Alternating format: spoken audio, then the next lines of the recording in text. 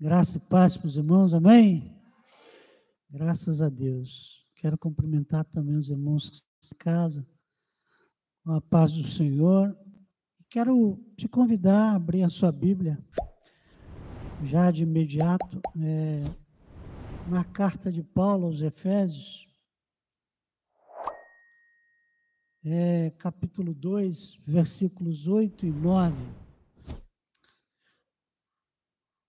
Tem um texto para a gente meditar nessa noite, que diz o seguinte: porque pela graça sois salvos, por meio da fé, e isto não vem de vós, é dom de Deus.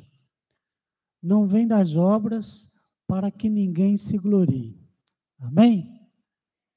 Glória a Deus.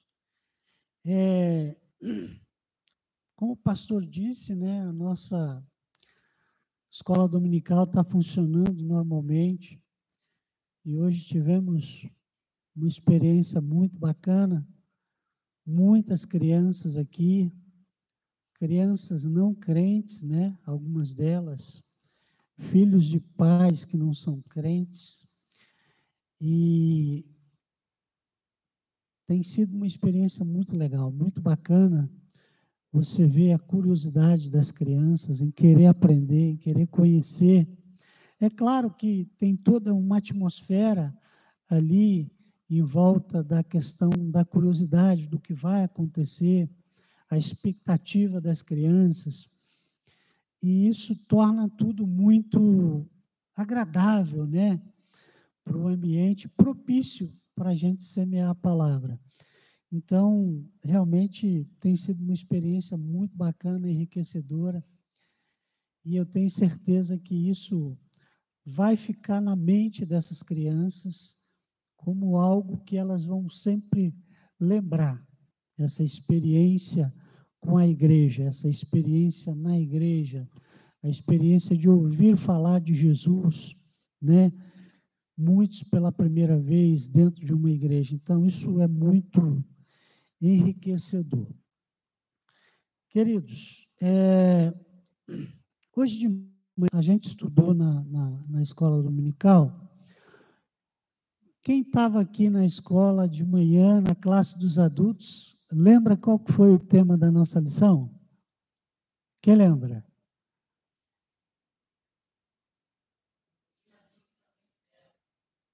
Como? Muito bem. A juventude hoje estava conosco, viu? Eles gravaram. A doutrina bíblica do inferno. Mas fiquem tranquilos que hoje a gente não vai falar do inferno, tá certo? A gente aprendeu muito pela manhã sobre a questão da doutrina bíblica do inferno. O inferno existe, ele é tão real quanto o céu. Mas a gente não vai falar do inferno. Hoje a gente vai falar da salvação pela graça. Não foi isso que nós lemos? Porque pela graça sois salvos, por meio de quê?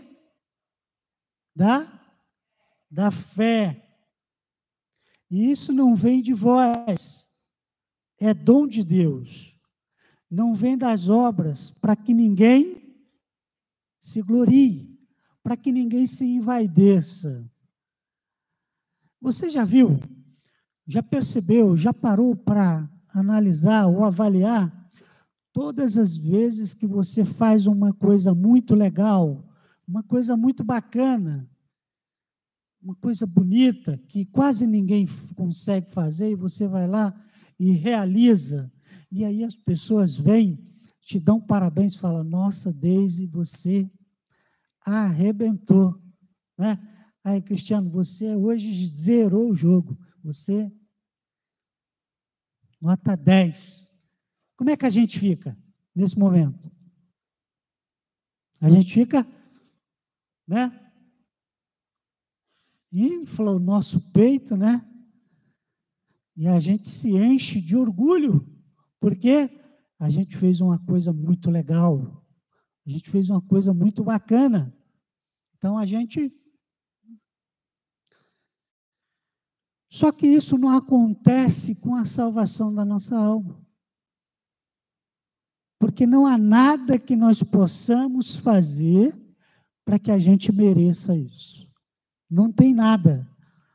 A Bíblia diz, o texto que nós lemos nessa noite, que isso não vem de nós. Em outras palavras, significa que não há nada que eu e você possamos fazer para sermos salvos. Ninguém pode fazer nada para que a sua alma seja salva. Irmão, então por que eu tenho que aceitar Jesus? Não, você não tem que aceitar Jesus. É uma opção. Você não tem que aceitar. Você não é obrigado. Ocorre que quando nós reconhecemos a Jesus como o Senhor, a gente entra debaixo daquilo que a gente chama de o guarda-chuva da graça. A proteção da graça. Estar debaixo da graça implica em reconhecer, em receber Jesus como o Senhor da sua vida. Você está entendendo? Está claro até aqui? A graça se manifesta e ela está disponível para todas as pessoas. Ocorre que ela só vai chegar na vida daqueles que compreenderem o seu valor, na vida daqueles que entenderem que não depende de nada que você e eu possa fazer. Mas a graça é fruto do amor de Deus. A graça é fruto da misericórdia de Deus. A graça, ela é, de fato, a maior dádiva que o Senhor dispensou para a humanidade. E através de que essa graça chega até nós? Essa graça, ela é dispensada para a humanidade. No entanto, ela vem através de um canal. Qual é o canal que conduz a graça até nós?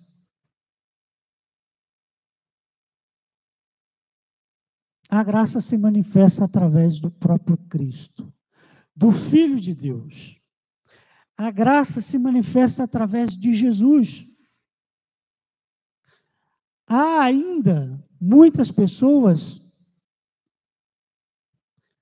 que acreditam que podem fazer alguma coisa para salvar a sua alma. Existem muitas pessoas que estão por aí, de forma enganosa, conduzindo as suas vidas de acordo com a sua própria vontade, não se submetendo ao senhorio de Cristo, não se submetendo à instrução da palavra de Deus, não se submetendo ao temor de Deus, não se submetendo a levar uma vida debaixo daquilo que a palavra de Deus nos ensina a viver. Ocorre que essas pessoas estão se enganando ou estão se deixando enganar.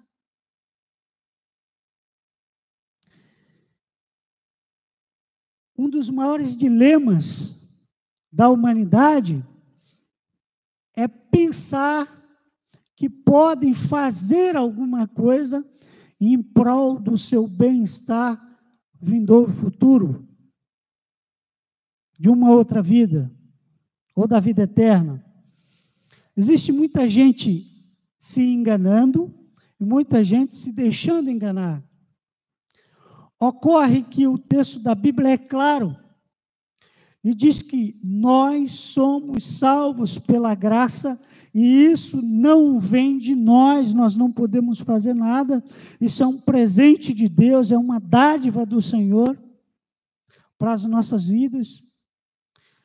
E isso não vem de nós para que a gente não se orgulhe, não se vanglorie, para que a gente não se ensoberbeça. Ok?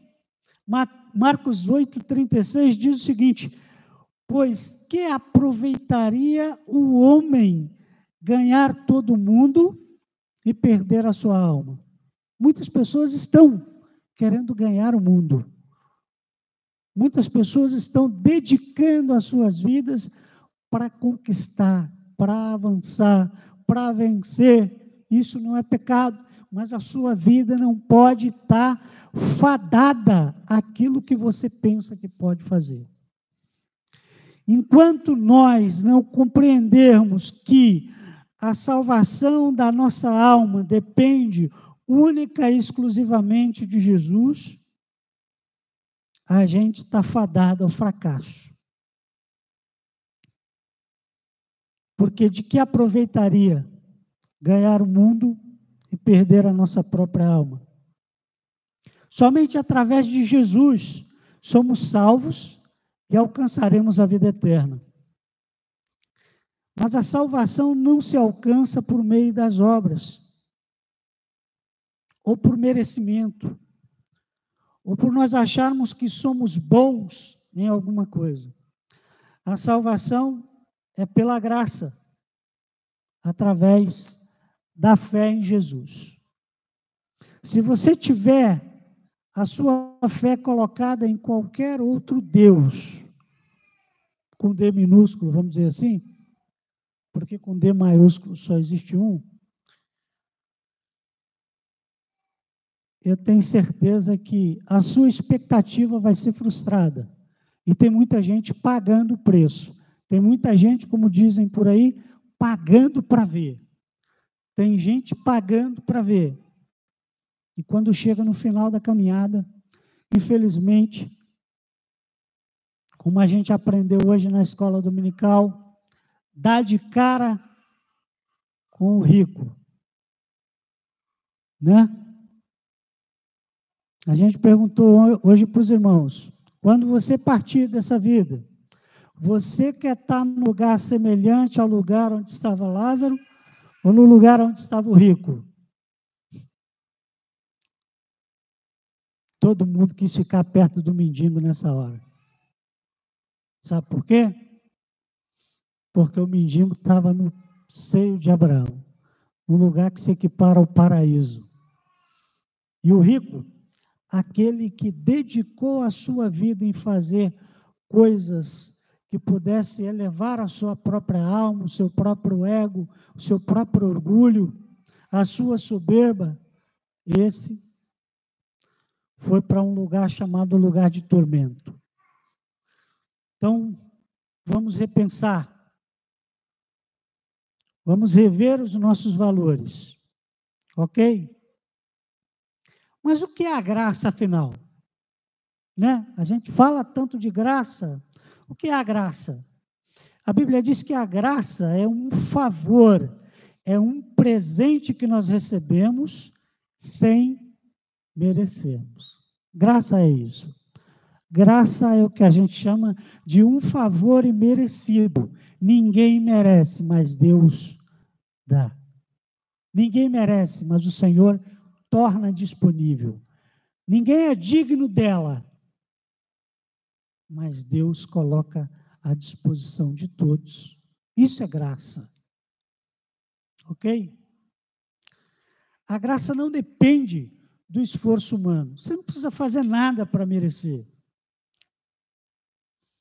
Pois Jesus fez tudo para nós quando morreu na cruz, para perdoar os nossos pecados.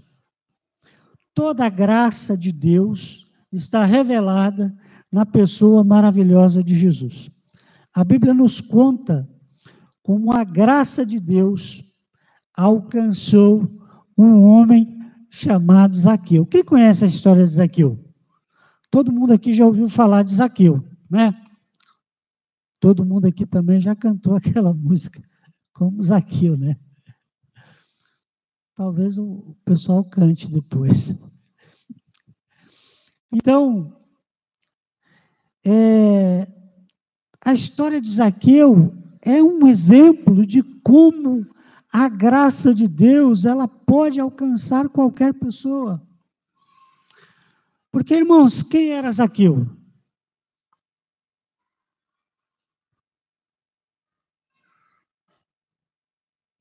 né? A Bíblia diz, a história de Zaqueu está no capítulo 19 de Lucas, a partir do verso 1. E quem era Zaqueu? Zaqueu era um homem denominado dos publicanos. Quem eram os publicanos? Os publicanos eram os cobradores de impostos da época. Eram as pessoas mais influentes ali em Israel, Jerusalém, não sei exatamente onde ele estava, mas era por ali. E qual que era o trabalho do Zaqueu? Ele era um cobrador de impostos. Zaqueu, ele era um cara bem visto na sociedade, sim ou não? Ele era um cara querido na sociedade? Não, né? Não era. Nada contra as pessoas de pequena estatura. Está aqui a nossa irmã Rosinha, que a gente ama de coração e de paixão. E é uma senhorinha de pequena estatura, que a gente ama, né? Mas Zaqueu, além de não ser querido pela turma, ele era baixinho, né? O que a gente chama de um anão grande. Nada contra os anões, tá? Por favor, gente, corta isso aí na mídia.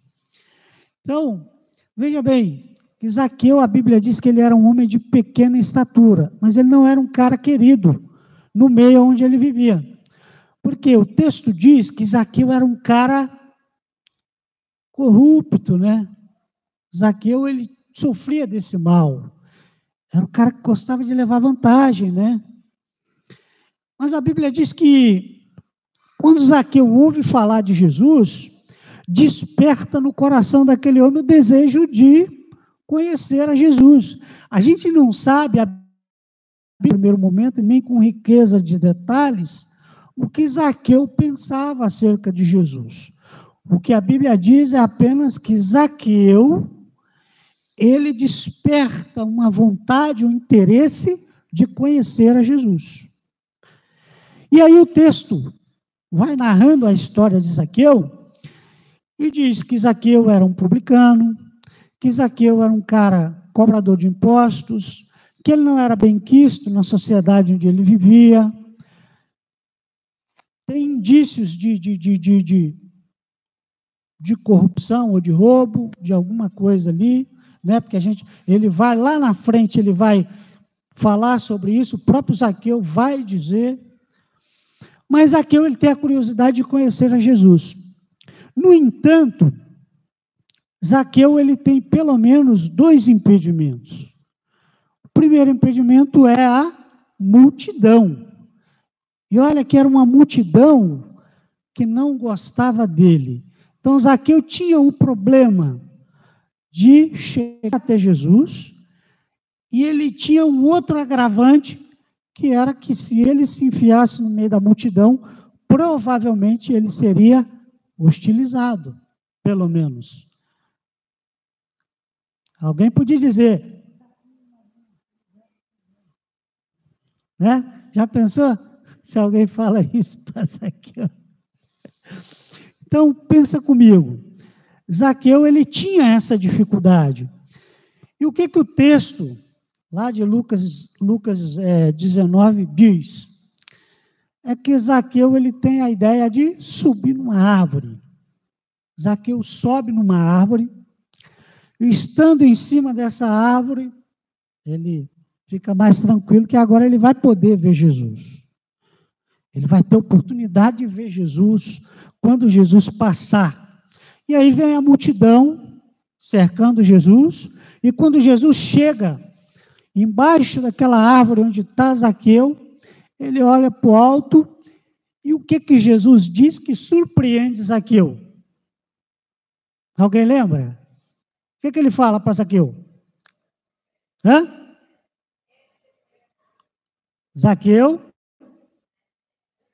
desce depressa, porque hoje me convém pousar na sua casa. O que acontece nesse momento, gente? A multidão começa a fazer o quê? Hostilizar o pobre do Zaqueu. A multidão começa a reclamar, começa a falar mal do Zaqueu e mal de Jesus. A multidão que estava ali, ó, querendo alguma coisa de Jesus. Muita gente na multidão se julgava bom, muita gente se julgava puro, muita gente se julgava correto, muita gente cumpridor da lei, ali atrás de Jesus, começa a falar mal do Zaqueu. E fala mal de Jesus. E eles começam a dizer, mas agora vê, Jesus vai agora conversar com esse fariseu. Jesus agora vai entrar na casa desse pecador. E aí a multidão começa a reclamar. Mas, queridos, aqui a gente aprende uma coisa muito, muito importante. Que é a graça de Deus não tem olhos. A graça de Deus não tem olhos. Ela é cega em que sentido? Ela não escolhe. A graça de Deus não faz acepção. A graça de Deus, ela não tem preconceito. A graça de Deus, ela abraça a todos. Ela é para todos. A graça de Deus, nesse momento, fica patente, fica claro que a graça de Deus não tem preferências. A graça de Deus não tem preferidos. A graça de Deus não mede tamanho, gravidade e nem quantidade de pecado. A gente tem essa mania de classificar pecado, de tipificar pecado. A graça de Deus não tipifica pecado. A graça de Deus não qualifica pecado. A graça de Deus não enxerga defeito. Todos nós, diante da graça, temos o mesmo manequim. Todos nós, diante da graça, temos o mesmo valor. Todos nós, diante da graça, temos a mesma aparência. Todos nós temos a mesma estatura diante da graça. Todos nós temos o mesmo padrão de beleza. A graça de Deus olha para... Poxa, eu não sei, que eu não acompanho moda, mas quem acompanha aí sabe. A graça de Deus olha para a Miss Universo. E ela é exatamente igual a Rosa, igual a mim. Fica tranquila, Rosa, que tu ganhou hoje. Você está entendendo? A graça de Deus, ela é isso. Ela não olha a gente pelo aspecto humano. A graça de Deus não vai jamais enxergar aquilo que eu tenho de bom ou de ruim. Por quê? Porque a graça é neutra. A graça é neutra. Ela nos aceita do jeito que nós somos. Então, para Deus, queridos, é importante você entender isso. Que se para a graça de Deus nós somos vistos desse ponto de vista, pense que para o próprio Deus nós somos vistos assim. Porque a graça de Deus, ela é uma qualidade do próprio Deus. Ela é inerente do próprio Deus. Ela sai do próprio Deus para se manifestar à humanidade. Para olhar para a humanidade no sentido de nos conduzir, de nos abraçar, de nos deter próximas do Senhor. A graça de Deus, ela veio para isso.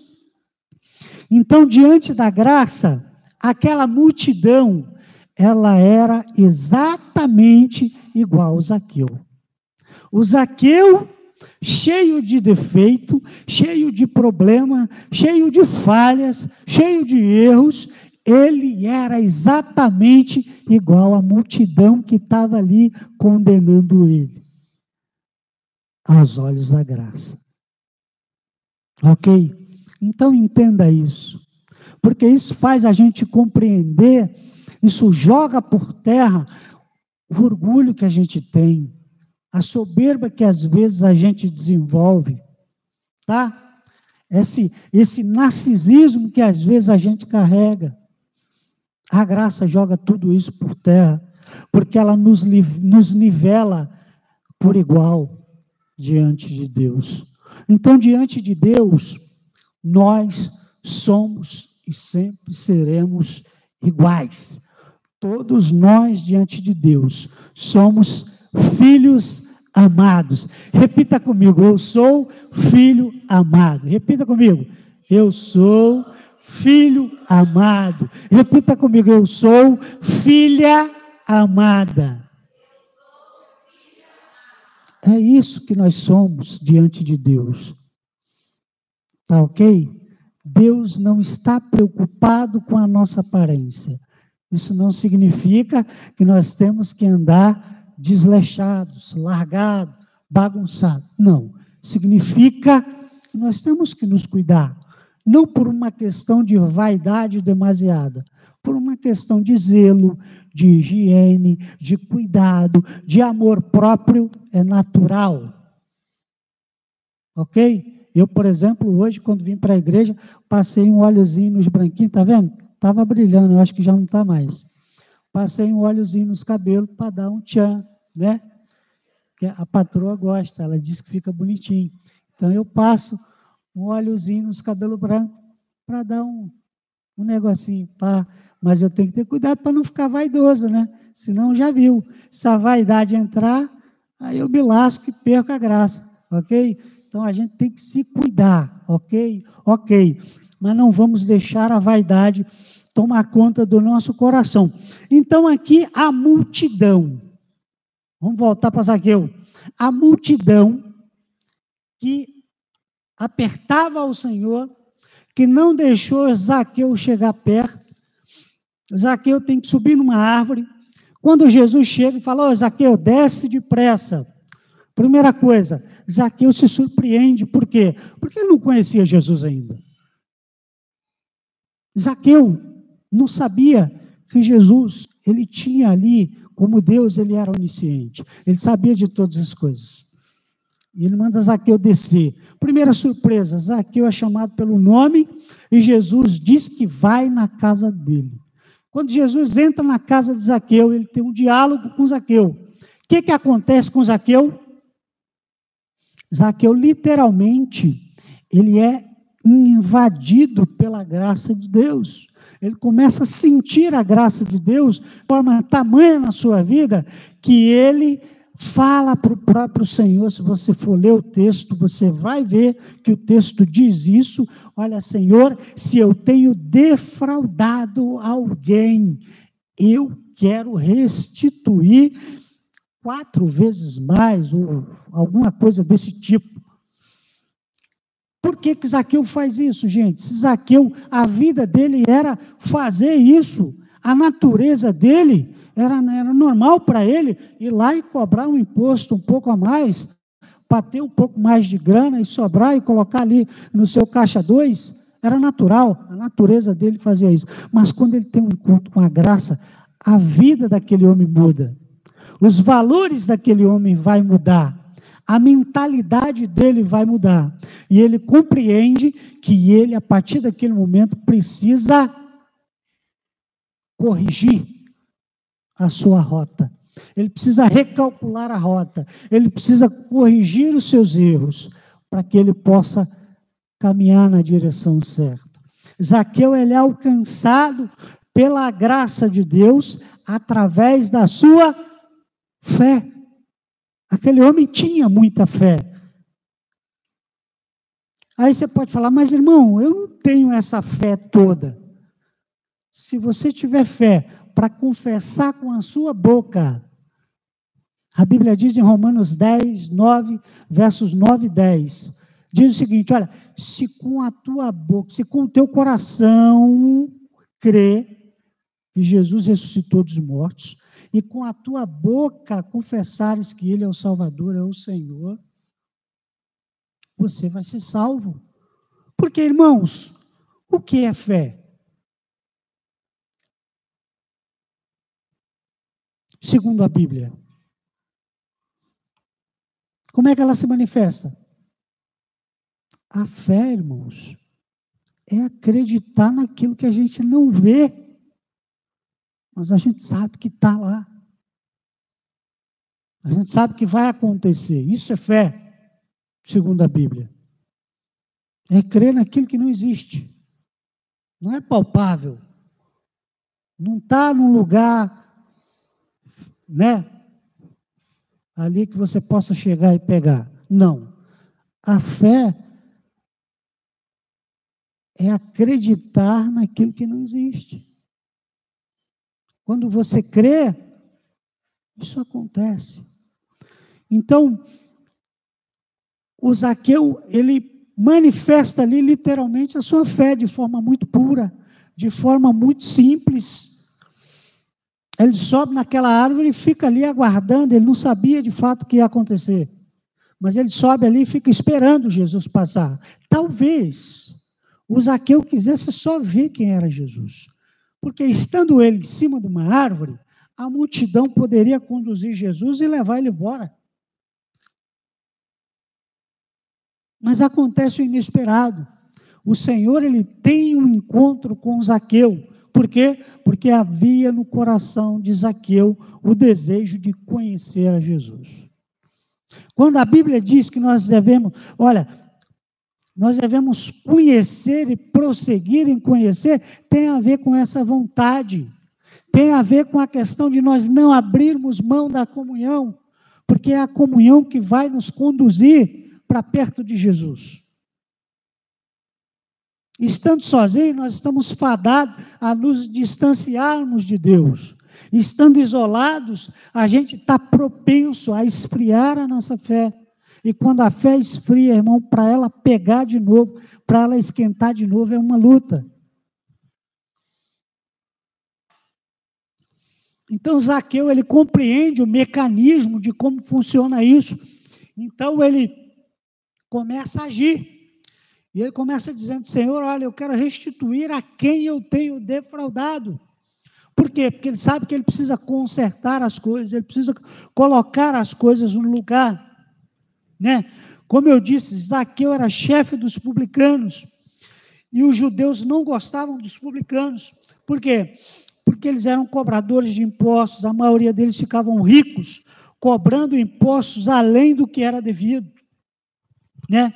E eles viam Zaqueu como um homem pecador. O que ele fazia somente se agravava a situação dele diante de Deus. A vida dele pública, diariamente as pessoas viam ele fazendo isso. Então, diante do povo de Deus, do povo que se considerava santo, que se considerava puro, que se considerava casto, na sociedade em Jerusalém, Zaqueu era um homem que não merecia literalmente nada de Deus. Na cabeça daquelas pessoas, merecia a condenação, ser julgado e deixado de fora das promessas.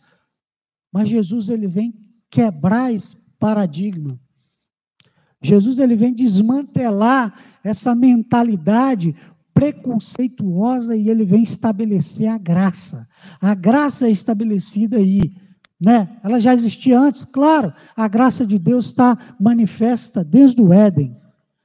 Mas no caso de Zaqueu, ela é manifesta ali para quebrar a mentalidade preconceituosa daquela sociedade.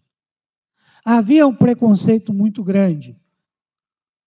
É diferente de hoje, irmãos. Nós estamos aqui na igreja, a gente fica orando, pedindo a Deus, convidando pessoas, principalmente pessoas não crentes. Quando chega uma pessoa não crente na igreja, a gente trata com maior cuidado, com maior carinho, sabe? Para que aquela pessoa receba a revelação da palavra e ela possa compreender, assim como Zaqueu compreendeu, que ela precisa mudar de vida. A sociedade daquela época era diferente. Se você chegasse lá e você fosse pecador, você era Não, você não pode entrar aqui. Aqui só podem entrar as pessoas santas, crentes, separadas. Aqui só pode entrar o judeu, não pode entrar qualquer um. Tinha esse problema naquela sociedade. E Jesus ele vem quebrar essa situação. Ele vem mostrar que a graça de Deus, como eu já disse antes, ela não tem favoritos. Né? Eu já ouvi uma frase, eu não lembro se foi foi numa rede social, uma frase que diz o seguinte: Deus não tem filho predileto ou favorito, alguma coisa assim. Por quê? Porque Deus não tem filho preferido, irmão. Essa é a realidade. Deus não tem filho preferido. Diante de Deus não há um filho melhor que o outro. Ok? Né? Diante de Deus, você e Malafaia são iguais. Bacana, Léo gostou. Entendeu? Diante de Deus, todos nós somos iguais. Então, a graça de Deus está nisso, e Deus vem manifestar isso na vida do Zaqueu de forma gloriosa, e aquele homem vai mudar de vida, mudar de mentalidade, aquele homem vai ser restaurado, a sua vida vai ser restaurada, sua família vai ser alcançada, e aquele homem vai se tornar um servo de Deus, temente ao Senhor, um homem que verdadeiramente teve uma experiência gloriosa e teve a sua vida salva pela graça de Deus, manifesta naquele momento que ele decidiu ir ver Jesus. Ok? A graça de Deus na vida de Zaqueu foi algo tremendo, glorioso. Ok? Vamos para frente para a gente finalizar.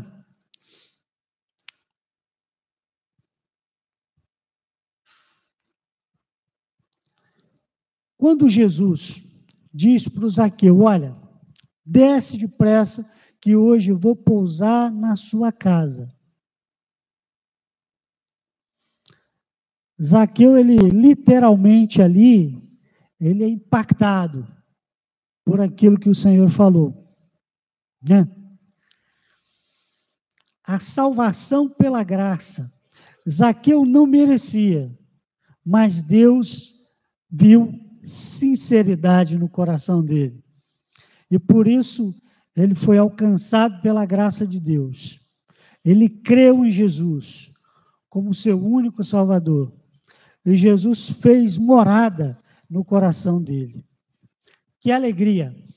Então, hoje, nós aprendemos que a salvação é pela graça, por meio da fé em Jesus. Ok?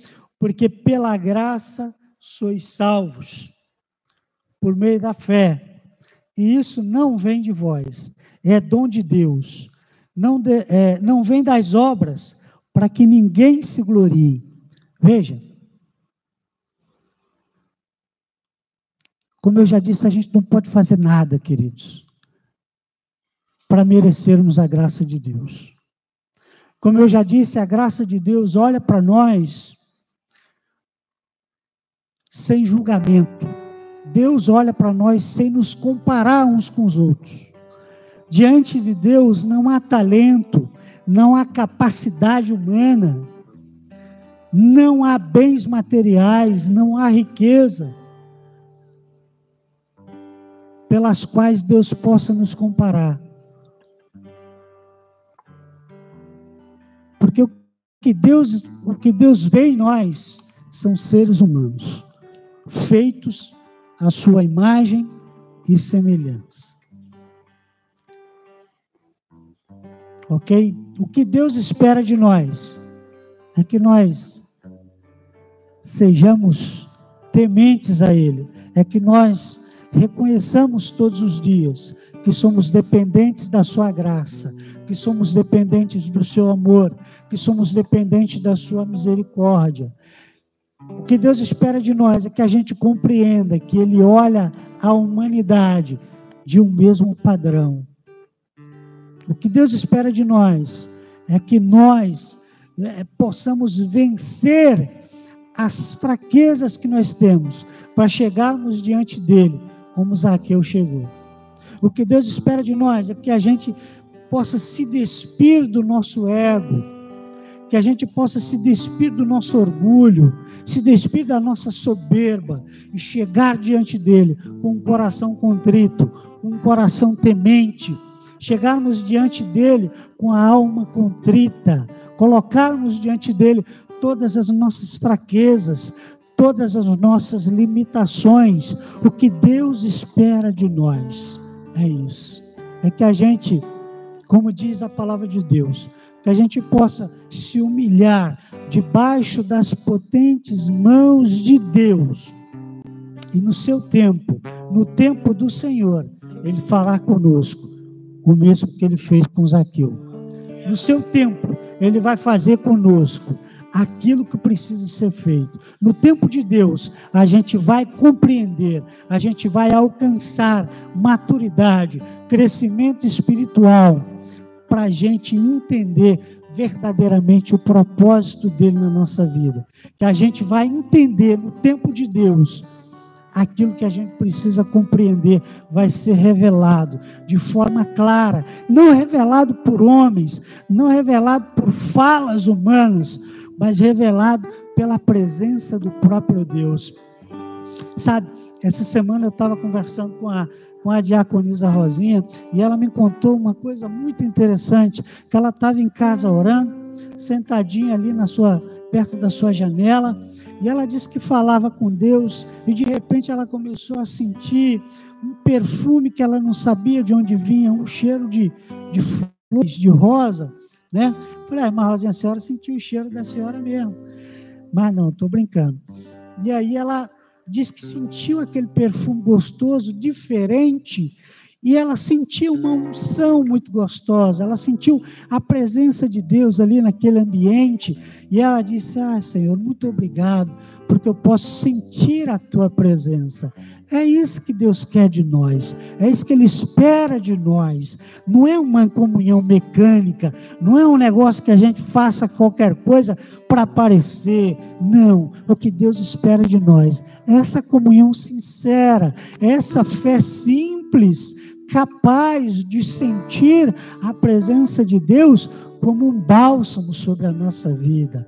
Isso traz para nós, queridos, olha, uma expectativa de céu, uma expectativa de uma espiritualidade maior, de estar de fato sentindo a presença de Deus, de sentir emoção quando a gente sente isso, de ter na nossa alma esse gozo, essa alegria que vem do Espírito Santo. É isso que Deus espera de nós, e foi exatamente isso que Zaqueu sentiu. Aí você pode dizer, irmão, agora você apelou, a Bíblia não fala nada disso. Querido, um homem que tinha a vida que Zaqueu tinha, para no momento seguinte ele dizer, olha, eu quero mudar tudo que eu estava fazendo, eu me arrependo de tudo que eu fazia, agora eu quero fazer diferente. Queridos, não há outra explicação, senão que esse homem sentiu verdadeiramente a ação do Espírito Santo,